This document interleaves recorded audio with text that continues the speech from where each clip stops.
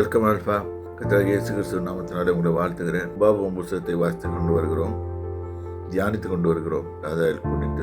இப்போ இது பார்த்தோம், ஒரு குருவி கூட கர்த்தர் எப்படி கவனிக்கிறார் அப்படின்னு. மேலும் ஒரு சின்ன குருவி,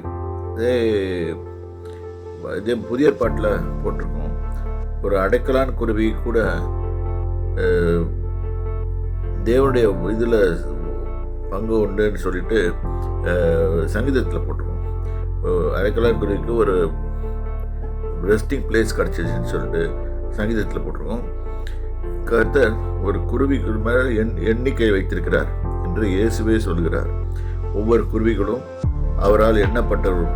ஸோ நம்ம யோசனை பண்ணணும், சின்ன குருவி கூட அவர் கவனிக்கிற அவர் நம்மளை கவனிக்காமல் இருப்பாரா?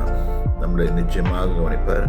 நம்மை கவனிக்க அவர் சித்தம் கொண்டு இருக்கிறார், ரொம்ப பண்ணியிருக்கிறார். அதாவது வசனத்தை போட்டிருக்கேன்,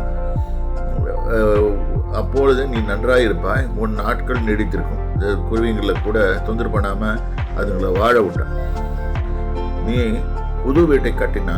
அடுத்த வசனம், ஒருவன் மெத்தை பெத்தெழுது விழுகிறதுனாலே இரத்தப்பழியை உன்மேல் இருக்க சுமத்தி கொள்ளாதபடி. இது நிறைய பேருக்கு ரூல் தெரியாது.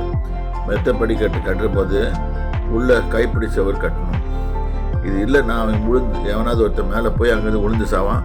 அந்த ரத்தப்பழின்றது ரொம்ப பயங்கரமான சாபம். அது நம்ம மேலே விழுவோம். ஸோ இது விழாதபடிக்கு ரத்தப்பழி வீட்டுக்கு கைப்பிடிச்சவரை வீட்டின் மேல் சுமத்தி கொள்ளாதபடிக்கு அதற்கு கைப்பிடிச்சவரை கட்ட வேண்டும். அடுத்தது இன்னொன்று போட்டிருக்கு, நீ உன் தோட்டத்தில் பற்பல விதைகளை விதையாக. இது பேர் சொல்லுவாங்க பாலிகல்ச்சர்னு சொல்லுவாங்க இப்போ ரீசெண்டாக இருக்கிறதுல. ஆனால் இது பண்ணாதன்னு சொல்கிறாரு கர்த்தர். அப்படி பண்ணினா உன் பலன் குன்றி போகும் சொல்கிறாரு.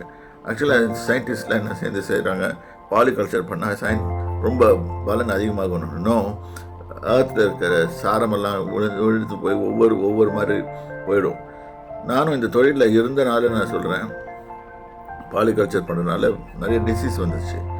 ஸோ கேர்ஃபுல்லாக இருங்க, ஒரே இதுதான் போடுங்க. அதனால் வேதத்தில் அப்படி தான் அறிவுரை கொண்டிருக்கு.